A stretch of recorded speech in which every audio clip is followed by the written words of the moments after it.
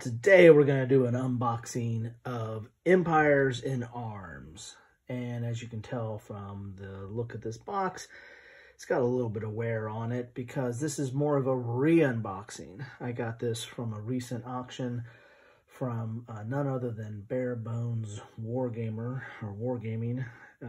Very good auction, and I'm happy to get this because this is somewhat of a Grail game for me. At some point I might do a whole thing on Grail games and talk about what are Grail games, but for me this was kind of a Grail game. I played this I think game was published in '86, and I played it in probably about that same time frame with a friend of mine, a good friend of mine who was kind of my mentor in war games. So I was back in high school and early college days. So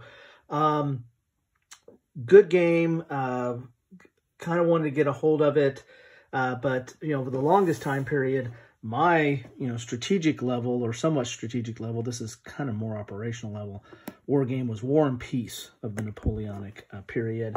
Then I've got others over time, and then kind of my go-to game over the last few years has been the Napoleonic Wars, which is a card-driven war game. And but this one is goes into not only the military aspects, but really I think gets deeper into the political aspects of that time period and the relations between the factions or the countries or the empires, as you might have it, and also into the a little bit of the economics as well. So this is a deep and rich experience. For some people, they consider this is the best of the strategic level Napoleonic games. Has a lot of fans, and one of its detractors is that it takes a long time to play. I mean, these are very long, involved games, and they're probably best played with a full complement of players.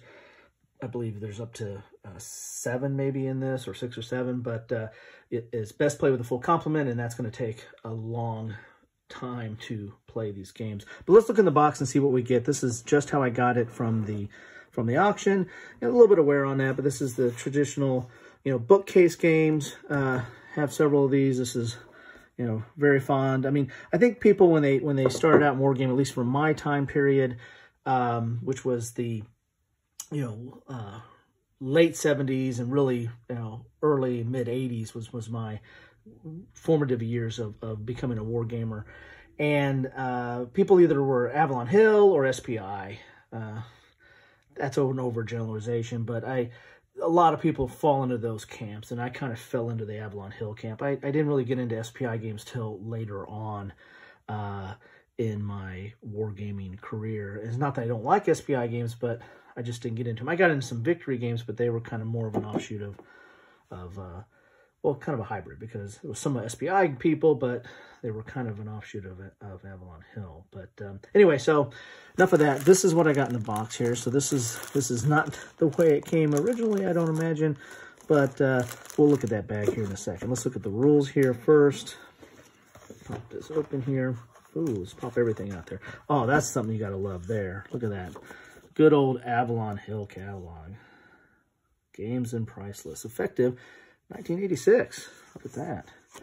There's, of course, your victory games. Look at that. Let's look at that later. So I wish I'd have kept a lot of my catalogs from the time. I wonder if I send that in. I wonder if I get anything back from that. Do a friend a favor card there. Here's an ad for the General magazine. Subscribe to it.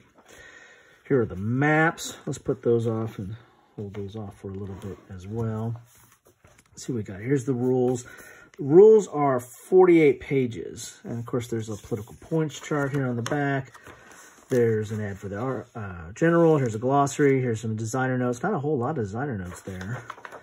But there's player notes. But, a lot of rules here. I mean, this is triple column, very, very small print, densely packed. There is a lot of stuff going on here. This is not for the faint of heart. This is not a lot of those are optional, so that starts on page 31. So you're talking about page 30 of looks like regular rules. And that good news there is that you get dual column here for most of the other rules. So that's something got that going for me. Here's the economic phase. As I said, this covers, you know, politics, economics, and the military as well for this time period. So yeah, it's been so long since I played it that it's you know, it's like I never played it, really, given how long it's been. And here's a table of contents, which is good to get you right into the rules. So that's the rules here. You know, I really can't say, you know, pro or con if this is overly complicated or easy to get into, but looks like there's quite a bit there at the very least. You have some charts here. This is, I mean, just look at this fold-out chart here of, I mean, that is densely packed of all the information that you would need. I mean, just look at that. That's really hard to read there. But at least it's something, right? At least you got a sequence of play. You got your victory conditions chart. You got your minor countries chart. As I said, there's a lot of politics going on here and modifiers and stuff. And purchase and cost chart. I mean, again, the economics of this are important. So you get two of those that are identical that you're going to need here. And I want to say, though, I want to thank Tim from Bare Bones Gaming. This is in good condition. I mean, this is really great. I haven't done a full inventory of the counters. I just kind of eyeballed it. It looks like everything's there. I'd be surprised if it wasn't. But that's something I might get into too, is, you know, buying used games and how do you do your due diligence. That's another topic for another day.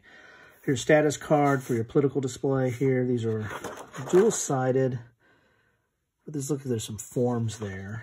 So don't know if you'd probably Xerox that or copy that, I should say. Trademark humor there.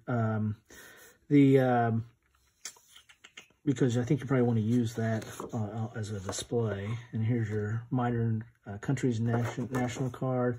Again, some more forms. And here, so this is Great Britain. Probably keep track of your units there. And then here's a reinforcement chart, an economic manpower worksheet. So I don't know how useful that is, because it looks like this would be a chart that you want to keep on the side of the board to keep track of stuff, but yet you're going to need to refer to these as more of a player aid. So I don't know how useful that is, or if they were meant to be copied. So it's, oh, there's France in blue, and then you've got Austria, you've got Turkey. Turkey normally gets like yellow or something, so it's interesting it gets green. You get Prussia. Then you get Russia. And then you get Spain. So there you have it. Those are the player aid cards that are in here. Let's take a look at some of the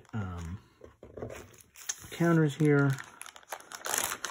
As I said, this is exactly how I got it. So those look like the original Avalon Hill dice there, and in a bag by themselves. Here's some ones that are punched out in a special bag here, and then there's some more that are punched out. They're not even fully punched out. So I mean, that's really good condition considering how old this game is. I mean, this is 86 to 2021, and those look pretty doggone good condition.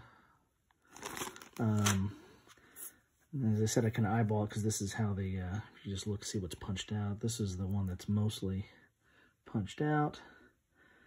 So you can have your nation counters like Britain, Turkey, Spain, Russia, Prussia, Austria. So I imagine they're all in here. I'll certainly let Tim know if they're not. I probably won't. Russia, Prussia, Great Britain. So here's all your different, these look like they're probably for those charts or cards to keep track of. You know, these are probably more markers. I imagine these are probably economic, and they're dual-sided. But it's your standard, you know, Avalon Hill counters of the day. Some more cards there, and then again, more counters there, I should say, and then here's some more. It's like neutral markers. Yeah, these are just neutral, so they're gray. And combat chits for the combat system. I believe there might be like a comparative chart for combat or something. It's been a while. And there was double-sided as well. And then your last counter sheet here. Looks like there's 5 counter sheets, I believe. Just a couple poked out there. Those are victory points. So again, most of these, you know, as you can see, most of these are markers that you're dealing with. So not a lot of counters for the board, so to speak, that you get in there. So let's take a look at the maps. The maps were very interesting for their day 2. They're paper maps, which is a little bit different for Avalon Hill. Avalon Hill was known for their mountain maps, but this is a pretty good sized map. So it is, you know, it's probably cost prohibitive for their time period to do a map like this on being mounted. So you get a little bit of North Africa here, and then into Greece and Turkey, a little bit of Middle East over there. And then you're going to get up into Russia, over into Poland, Lithuania, Hungary, and that area there. So let's see what's on this map here. So you get 2 maps. And this, I imagine, is going to be the rest of the world. Or consistent with that time period of Paul Harvey, the rest of the story. So you're going to have some terrain effects charts up here, as you can see up here. And then you've got England, and then Europe, Norway and Sweden up here. So not a lot on the map. I mean, again, this is strategic level, and then here's France. Let's go a little bit closer here. And then, of course, you get Spain and the rest of North Africa. So let's look a little bit closer here at France. So that's what you get on the map. You have these notations there, being different things. But that's the map. I mean, it's not, you know, it's for lack of a better term, somewhat muted. I mean, there's a lot of numbers, but it's not overbearing with respect to that, at least not in my opinion. But that is what you get in a box of Empires in Arms.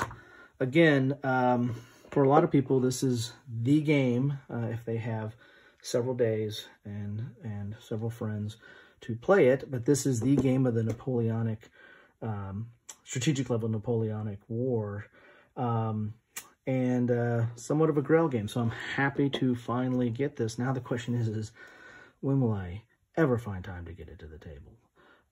Hopefully this was helpful to you. Maybe you'll wax nostalgic by seeing this.